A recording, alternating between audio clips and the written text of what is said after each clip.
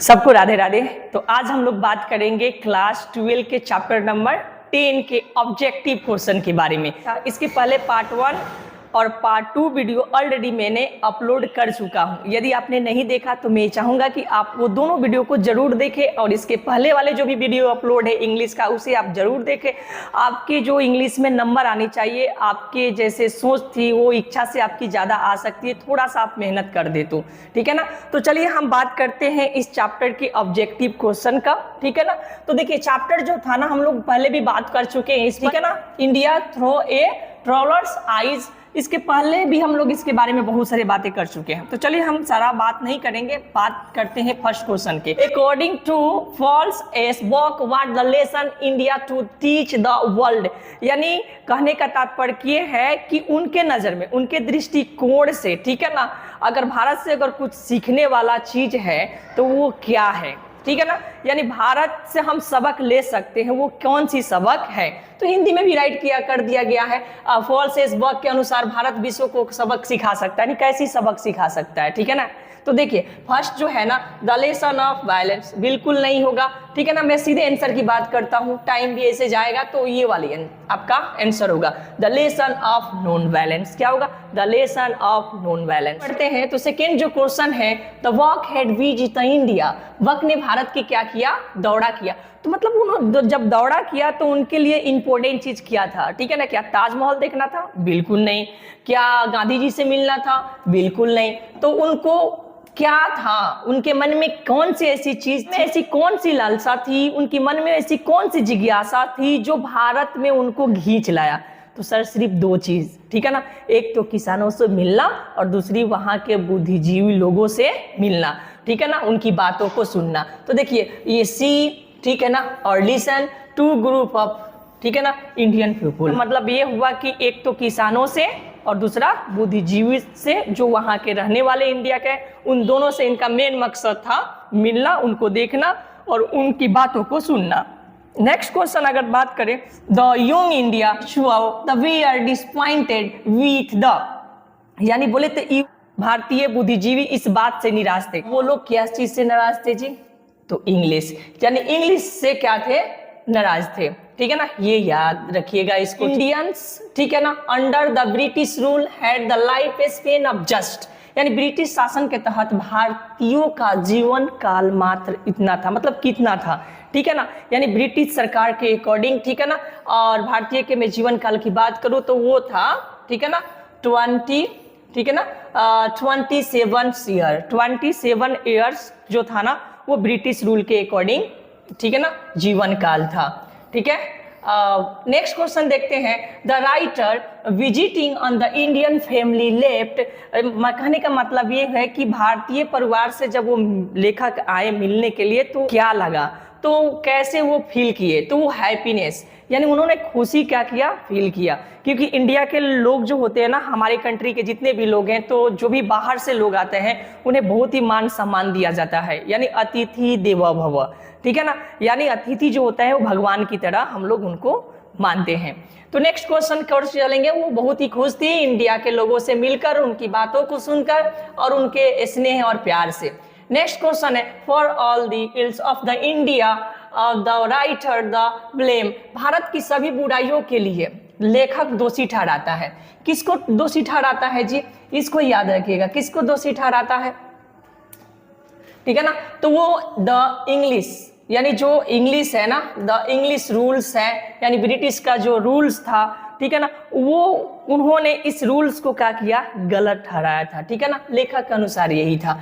Next question देखेंगे, the book com my willow the, ठीक है। अब ये इनका बुक है और अपने बुक में बताती हैं कि इंडिया बैकग्राउंड, ठीक है ना अमेरिकन बैकग्राउंड, ना चाइनीज बैकग्राउंड, ना इंग्लिश बैकग्राउंड, क्या बताती हैं? तो इंडिया बैकग्राउंड बताती हैं। अगले क्वेश्चन की ओर चलेंगे, नेक्स्ट क्वेश्चन की ओर। तो देखिए यहाँ पर सी टॉट इन, ठीक है ना, उन्होंने पढ़ाया कहाँ पर पढ़ाया? तो देखिए चाइनीज यूनिवर्सिटी में उन्होंने क्या किया? पढ़ाया। वो बचपन से लेकर यौंग तक उन्होंने चाइना में क्या किया था? व्यक्त किया। भले उनका जन्म अमेरिका में हुआ, लेकिन उन्होंने अपनी पूरी जीवन कहाँ पर व्यक्त किया है? तो उन्होंने चाइना में क्या किया है? व्यक्त किया है, ठीक है ना। तो वो चाइना यूनिवर्सिटी में क्या करती थी, पढ़ाती थी। तो इसका सही आंसर क्या हो जाएगा, सी हो जाएगा, एक चाइनीज यूनिवर्सिटी, ठीक है ना, दस टॉट इन, ठीक है ना, तो एक चाइनीज यूनिवर्सिटी, यानी इस 8 नंबर क्वेश्चन का ऑप्शन क्या होगा, सी होगा, ये याद रखिएगा, ठीक है ना।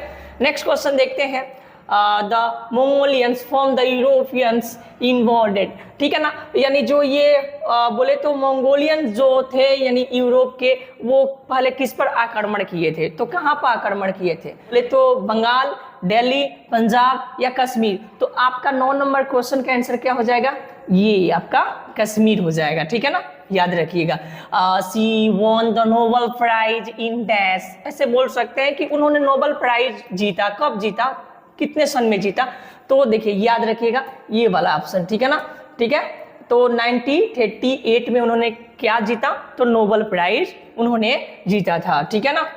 नेक्स्ट अगर देखते हैं तो वॉक्स फैमिली डॉक्टर वाज, यानी बात करें तो वॉक्स का पारिवारिक पर जो डॉक्टर होते थे वो कौन थे, क्या एक इंग्लिश थे, इंडियन थे, अमेरिकन थे, चाइनीज थी। तो आपका आंसर क्या होगा, तो 11 का बी होगा, वो इंडियंस थे। हम लोगों ने ये पहले भी देख चुके हैं, ठीक है ना, कि वो क्या थे, एक इंडियन थे, ठीक है ना, यानी उनके जो फैमिली डॉक्टर था वो क्या था, एक इंडियन था। Next question, the Gandhi's the hold was up and, यानी गांधी ने पकड़ कर रखा था, ठीक है ना, किस चीजों को, तो देखिए गांधी जी ने है ना बुद्धिजीवी और किसान जो लोगों हैं ना, उन लोगों पर उनकी बहुत ज्यादा कंट्रोल थी। तो इसके जो आंसर हो जाएगा बोथ, यानी ए और बी दोनों हो जाएगा। 12 का क्या होगा, ए और बी दोनों होगा, तो यहाँ पर बोथ पर हम लोग क्या करेंगे, बोथ पर क्या करेंगे, टिक अप करेंगे, ठीक है। नेक्स्ट क्वेश्चन देखते हैं, वॉक्स फैमिली डॉक्टर वाज, यानी जो वॉक्स फैमिली डॉक्टर थे वो कहाँ के थे, इंग्लिश थे कि इंडियन थे कि अमेरिकन थे कि चाइनीज थी, आप ही बताइए ना क्या होगा। इसका तो आंसर होने वाला है बी, ठीक है ना, वो क्या थे, एक इंडियन थे। नेक्स्ट क्वेश्चन हम लोग देखेंगे, क्वेश्चन नंबर 14, तो the first women the president of the general assembly of the United state was the, यानी संयुक्त राज्य की महासभा की पहली महिला अध्यक्ष थी, ठीक है ना। देखिए बोल रहा है ना कि फर्स्ट, ठीक है ना, first women president of the general assembly of the United state, यानी यूनाइटेड जो स्टेट था, ठीक है ना, उस महासभा की पहली महिला जो थी वो कौन अध्यक्ष थी, कहाँ की थी, क्या वो जापानी थी, तो सर बिल्कुल नहीं, क्या अमेरिकन, ये भी नहीं, चाइनीज, तो ये भी नहीं, आप देख ही सकते हैं क्या होगा, इंडियंस। तो ये बहुत ही प्राउड मोमेंट होता है जब भी इसको हम लोग पढ़ते हैं या देखते हैं कि पहली जो महिला असेंबली की थी वो एक इंडियन वोमेन थी, ठीक है ना, बहुत ही अच्छी बात है। आगे चलते हैं, नेक्स्ट क्वेश्चन देखते हैं, पॉल्स ए बॉक वाज बोर्न, यानी पॉल्स ए बॉक का जन्म कब हुआ था, तो देखिए इनकी जो जन्म हुआ था ना, तो वो हुआ था 1892 में, कहाँ कब हुआ था, 1892 में। नेक्स्ट क्वेश्चन देखते हैं, बाय व्हाट शी वाज, मतलब इनका जो जन्म हुआ था वो कहाँ हुआ था, किस जगह में, किस कंट्रीज में हुआ था, तो क्या अमेरिकन, चाइनीज, जापान, ठीक है ना, इंडिया, तो इसका फर्स्ट आंसर होगा इंडिया, ठीक है ना। क्या आंसर देंगे सर, इसका फर्स्ट जो आंसर होगा वो ये होगा। नेक्स्ट क्वेश्चन देखते हैं, शी वाज रियर्ड, यानी इसका मतलब होता है पाली बढ़ी, यानी पालन पोषण किया गया, मतलब इनका जो पालन पोषण किया गया वो कहाँ किया गया था, ठीक है ना, जर्मनी में, इंग्लैंड में, चाइना में या इंडिया में। तो देखिए इनका जो जन्म तो अमेरिका में हुआ था, जैसे हम लोग सब लोग जानते हैं, और आपका आंसर आपको सामने है, आपके मन में चल रहा भी होगा, ठीक है ना। तो इनका पालन पोषण कहाँ हुआ था, चाइना में हुआ था, ठीक है। आगे चलते हैं, she was the Rudyard bye हर, और इनका जो पालन पोषण हुआ था वो किसके माध्यम से हुआ था, यानी किसके द्वारा इनका पालन पोषण किया गया था। तो देखते हैं इसको, तो अंकल से ना ग्रैंड मदर से इनका पालन पोषण किया गया था मिशनरी पेरेंट्स के द्वारा।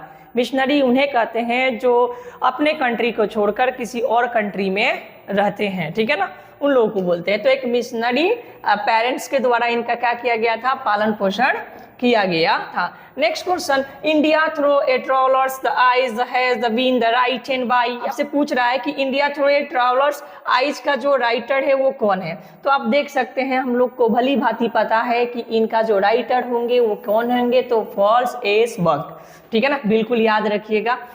19 का जो होगा ना 19 का, वो आपका ऑप्शन जो होगा वो बी होगा, ठीक है ना। नेक्स्ट क्वेश्चन देखते हैं, falls as work has written the lesson, तो यानी फॉल्स एज वर्क ने यह पाठ लिखा है। अच्छा, ये पाठ लिखा है तो इस पाठ का नाम क्या है, ये पूछ रहा है, उसी का उल्टा कर दिया सर। तो इस पाठ का नाम देखिए सामने है ना, बी, अभी मैंने हम लोगों ने देखा, तो ये क्या हो जाएगा, B, India through the travellers eyes, ठीक है ना। एकदम बिल्कुल याद रखिएगा कि falls as work has written the lesson, कौन सा लेसन लिखा था, तो India through a travellers eyes, ठीक है। नेक्स्ट देखते हैं, नेक्स्ट क्वेश्चन है 21, Indian travellers eyes is on the inspirations, एक यात्री की नज़र से भारत की एक प्रेरणादायक पुस्तक है। तो ये कैसा है जी, क्या ड्रामा है, तो बिल्कुल नहीं। क्या स्टोरीज है, नहीं। नॉवल नहीं। ये क्या है, ऐसे है। याद रखिएगा, मतलब जो ये चैप्टर है ना हमारा इंडिया थ्रू इन ट्रैवलर्स आइज, ये क्या है, एक तरह के ऐसे है, ये याद रखिएगा, बिल्कुल भूलना नहीं है इसको, ठीक है। आगे देखते हैं क्वेश्चन नंबर 22, ठीक है ना, the falls as work is on dash writer, फिर वही बात पूछ रहा है कि फॉल्स वर्क जो है ना वो एक राइटर थी, कहाँ की राइटर थी। तो देखिए जाहिर सी बात है कि इनका जन्म अमेरिका में हुआ था, तो वही चीज़ से वो जानी जाएंगी। तो एक अमेरिकन क्या थी, एक राइटर थी, ना इंडियन ना बोले तो अफ्रीकी, बोले तो ये क्या है, एक अमेरिकन राइटर थी, ये आपको याद रखना है। देखते 23, dash has the press Indian the people and their life, भारतीय लोगों और उनके जीवन की प्रशंसा की, यानी किसने प्रशंसा की, भारत के लोगों को किसने प्रशंसा की। यहीं पर हम लोग का बहुत ही साधारण आंसर हो जाएगा, ये फॉल्स ए वर्क, यानी इन्हीं के इर्द गिर्द पूरा कहानी घूम रहा है, ठीक है ना। अब ज्यादातर हम लोग इन्हीं पर क्वेश्चन भी देख रहे हैं, तो बस इनको आपको देखते रहना है, ठीक है, समझते रहना है।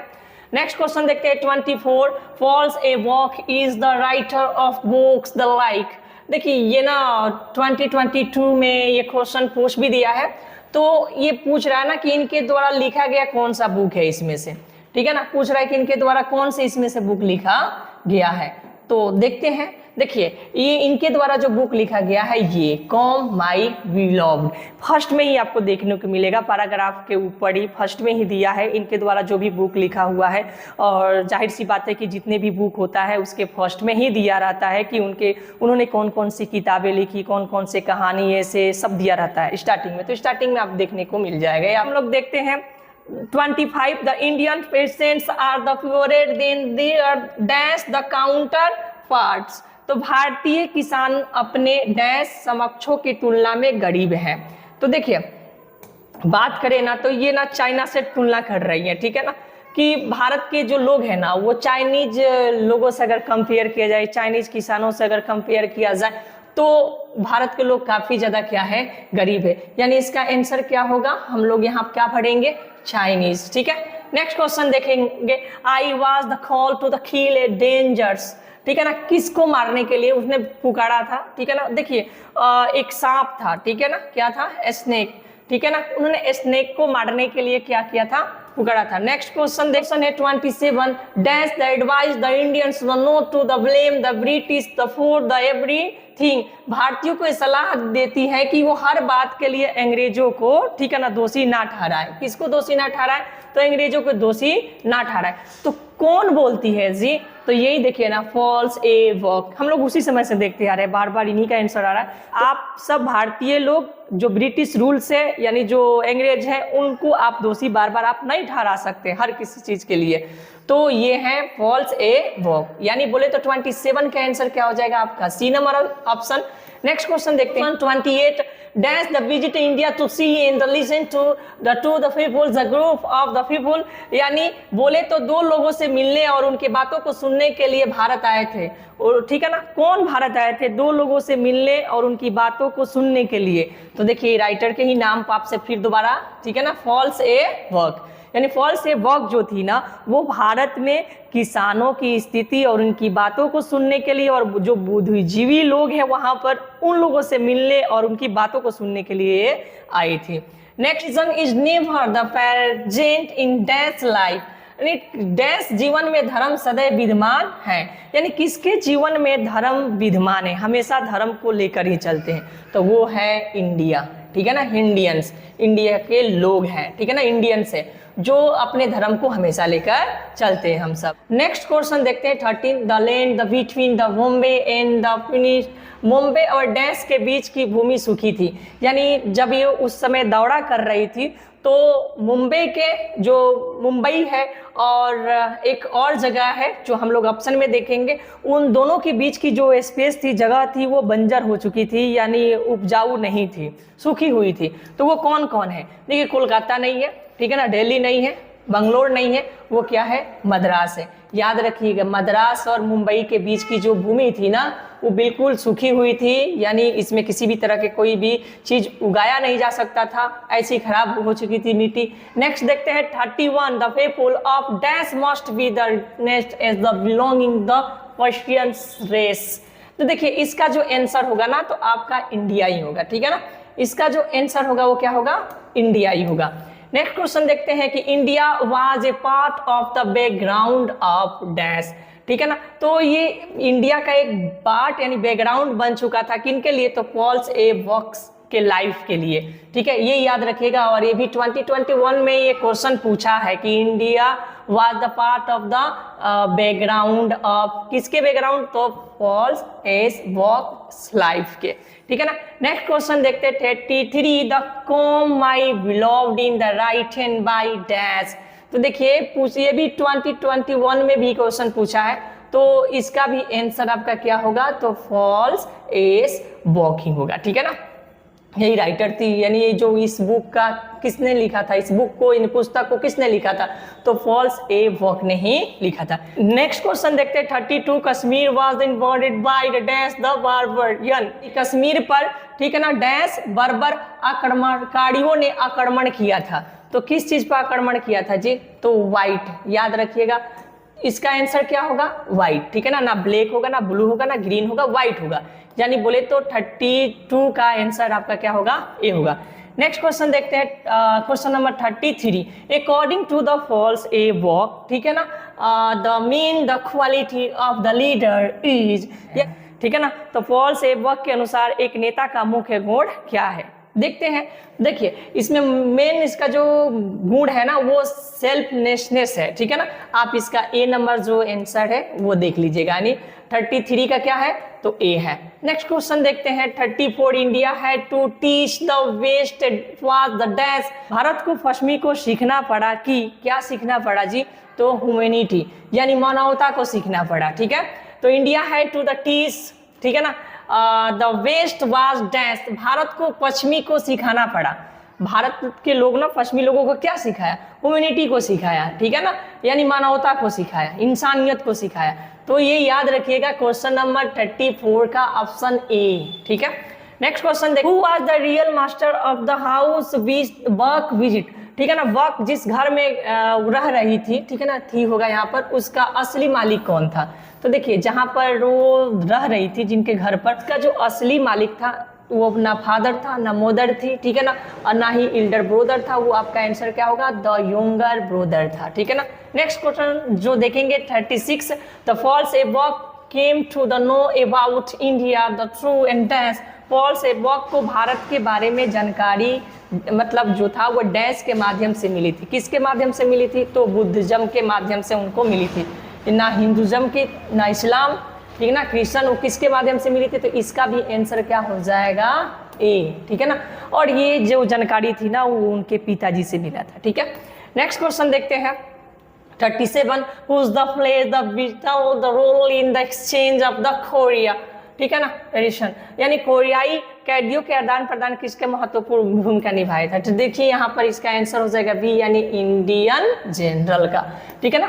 नेक्स्ट क्वेश्चन देखेंगे हु, ठीक, तो इसका जो आंसर हो जाएगा वो हो जाएगा बी, ठीक है ना। नेक्स्ट क्वेश्चन देखते हैं 39, the food in Indian village was the serve on the lips, ठीक है ना। ये 2021 में क्वेश्चन पूछ चुका है। तो बनाना, पीपल, मैंगो, पपाया, ठीक है ना। तो इसका आंसर क्या होगा? जैसे हम सभी लोग जानते हैं, इसका आंसर हो जाएगा बनाना, यानी जो केला होता है ना, उसके जो पत्ते होते हैं उस पर उस समय खाना को क्या किया जाता था, परोसा जाता था। और इंडियंस जो लोग होते थे ज़्यादातर इसी चीज़ पर हम सब खाना खाते थे और ये सबसे बेस्ट है। आज के डेट में कहीं भी जाइए, जहाँ वेडिंग हो, कहीं भी किसी भी तरह के फंक्शन हो और वहाँ पर इनवाइट किया जाता है तो ज़्यादातर ना प्लास्टिक के चीज़ों में ही खिलाया जाता है, जो ना हमारे शरीर के लिए अच्छा होता है और नहीं हमारी मिट्टी के लिए वो अच्छा होता है। अगर ये चीज़ पहले जैसे चलता था, जो पहले का जो पत्तल आते थे जिसमें एक पात्र होता था जिसमें भोजन को परोसा जाता था, वो प्योर एक पत्ते से बनाया जाता था, जो मूल रूप से एक प्राकृतिक ढंग था, वो एक तरीका था और जिस पर हम लोग खाना खाते थे और खाना को उसमें परोसा भी जाता था। और जब उस पत्तल को फेंका जाता था तो वो मिट्टी में प्राकृतिक रूप से क्या हो जाती थी, मिल जाती थी। लेकिन आजकल के जो पत्तल चलाया जा रहा है देखने में तो बहुत ही बेहतर है, लेकिन हमारे ना शरीर के लिए सही है और ना ही हमारे प्राकृतिक के लिए यानी इस मिट्टी के लिए सही है। तो मैं आप सबसे रिक्वेस्ट करूंगा कि आप जो भी यूज करें वो प्राकृतिक चीज़ वाली यूज करें, ताकि जब उसको वेस्ट किया जाए, उसको जब लाइफ में यूज नहीं करना हो तो वो मिट्टी में मिलकर परिवर्तित हो जाए, मिट्टी प्रदूषित ना हो।